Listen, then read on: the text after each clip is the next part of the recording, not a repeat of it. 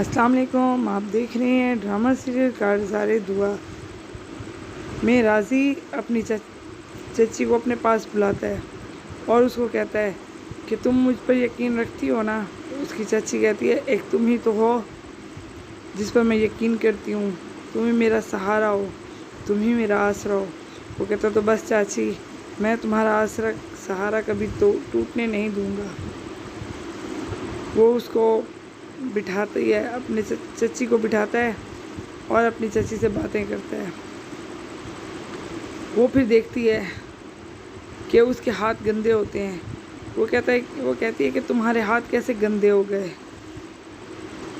वो कहता है चाची इसको छोड़, लेकिन राज़ी का तेरे से वादा है कि तेरी बेटी को कभी मैला नहीं होने देगा, उसकी किरदार पर कभी कोई बात नहीं आने देगा। उसकी चाची खुश हो जाती है और उसे प्यार करती है। इधर तन्नू राज़ी को देख रही होती है। वो उससे नाराज़ है, बहुत कम ही बात करता है, वो नहीं उससे बात करता। इतने में उसकी चच्ची राज़ी के लिए चाय लेकर आती है। कहती है हाथ धोकर चाय पी लो, फिर मैं खाना लगाती हूँ। वो अभी आता ही है अपनी चच्ची के पास कि उसे कॉल आ जाती है। वो कॉल अटेंड करता है तो उसे ख़बर मिलती है कि उसके चचा का एक्सीडेंट हो जाता है। वो जाने लगता है, उसकी चाची उसको रोक लेती है कि बताओ तो सही क्या हुआ है, किसका फ़ोन था। वो फिर अपनी चच्ची को बताता है कि चाचा का एक्सीडेंट हो गया, जिसे सुनकर तन्नू बाहर आ जाती है। उसकी चच्ची कहती है कि तुम रुको, मैं अपना वॉलेट लेकर आती हूँ, मैं भी साथ चलती हूँ।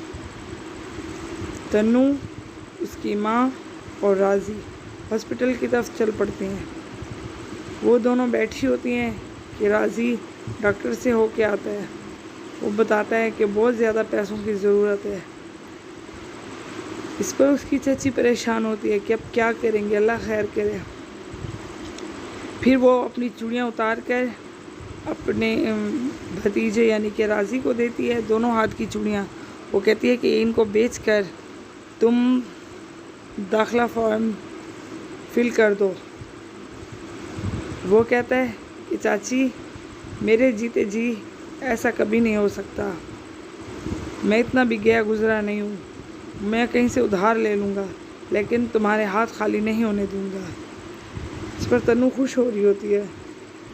वो फिर आता है, अपनी बाइक इस बंदे को सेल कर देता है, अपनी बाइक देता है और उससे उस आदमी से कीमत ले लेता है। फिर वो उसको कागज़ देता है। वहाँ से कैश लेकर हॉस्पिटल की तरफ रवाना हो जाता है। यहाँ पर आता है हॉस्पिटल में, वो काउंटर पे बिल जमा करवाता है और वहाँ से एक फार्म लेता है। उस फार्म को फिल करता है और अपने चचा का ऑपरेशन करवाता है। बकिया रकम से अपने घर का राशन लेकर आता है। जैसे ही वो घर आता है राशन का सामान लेकर, तो तन्नू उसको देखती है कि वो पसीने पसीने हो गया है, क्योंकि उसकी बाइक तो नहीं है, वो तो बिक चुकी है। अब ये पैदल गया है और इस पसीना आ जाता है। वो उसको साफ़ करने लगती है, लेकिन राज़ी उसे हाथ नहीं लगाने देता, तो वह वहाँ से चला जाता है। इधर उसका चचा दर्द में चिल्ला रहा होता है, उसको बहुत ज़्यादा पेन हो रही होती है क्योंकि उसकी टांग टूट चुकी होती है। उसकी चची अपने शौहर को कह रही होती है कि अब क्या करेंगे हम, किस तरह हमारा गुजारा होगा, 1 महीना हो गया है, दुकान बंद पड़ी है। राज़ी अपने चचा के पास आता है और वो कहता है कि दुकान की चाबियाँ मुझे दे दो, मैं खोल लिया करूँगा। जिस पर उसका चाचा गुस्से होने लग जाता है।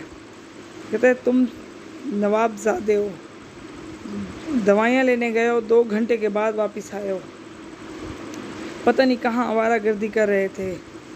जिस पर वो उसको बताता है अपने चचा को। वो उसके चचा बहुत ज़्यादा गुस्सा कर रहा होता है और वो अपने चचा को बताता है कि मैं पैदल गया था। वो कहता है पैदल क्यों गए थे।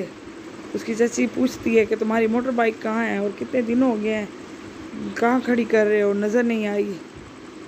फिर वो आहिस्ता आहिस्ता बताता है अपनी चाची को कि मैंने वो बेच दी, जिस पर उसकी चाची रोने लग जाती है और उसके चाचा को भी शर्मिंदगी महसूस होती है। उसकी चाची उसे प्यार करती है और उसका चाचा भी चुप हो जाता है। अब वो भी परेशान है कि उसने राज़ी को बिला वजह इतनी बातें सुना दी। उसकी चाची खुश हो रही है, उसे प्यार करती है, इस पर राज़ी रो रहा होता है। फिर इसके चाचा राज़ी को अपनी दुकान की चाबियां दे देता है, कहता है कि ये लो ये दुकान की चाबियां। उसकी चाची खुश होके अपने शौहर से चाबियां लेकर राज़ी को दे देती है। ये इधर बैठा रो रहा है। वो उसकी चाची कहती है कि ये लो तुम्हारी चाबियां दुकान की। वो अपनी चाची को प्यार करता है और उससे चाबियां लेता है, लेकर वहाँ से चला जाता है। जैसे ही राज़ी जाता है तो उसकी चाची अपने शौहर को कहती है कि मैं ना कहती थी कि मेरा बेटा हीरा है हीरा। उस पर उसका शौहर रोने लग जाता है और वो कहता है कि तुम सही कहती थी, तुम सही कहती थी, मैं ही गलत था, हमारा बच्चा तो हीरा है हीरा। इधर सुहेल रिश्ते कराने वाली आंटी को कहता है कि 1 महीना हो गया है, आपने जवाब लेकर देना था लेकिन कोई जवाब ही नहीं लेकर दिया। वो कहती है क्या करूं, उनके घर में हादसा हो गया है। सुहेल कहता है देखो खाला, चचा की ना टांगें टूटी हैं, कोई ज़बान नहीं, तुम उनसे हमें जवाब लेकर दो। वो कहती है कि ठीक है, मैं जाती हूँ, उनके घर के चक्कर लगाती हूँ। सुहेल उसको पैसे देता है और वो वहाँ से चली जाती है। फिर वो देख लेते हैं कि राज़ी पैदल वहाँ से गुज़र रहा होता है। वो उसको आवाज़ें देते हैं और उसका मजाक उड़ाने लगते हैं कि तुम्हारी बाइक तो सेल हो गई, तुम थक गए हो और मैं तुम्हें लिफ्ट दे दूँ। जिस पर राज़ी को गुस्सा आता है। वो उसको कहता है कि मैं तुमसे प्यार से बात कर रहा हूँ और तू गुस्सा हो रहा है। राज़ी कहता है मैंने तुझे कितनी बार समझाया कि तू मेरे सामने मत आया कर, मेरा माथा घूम जाता है।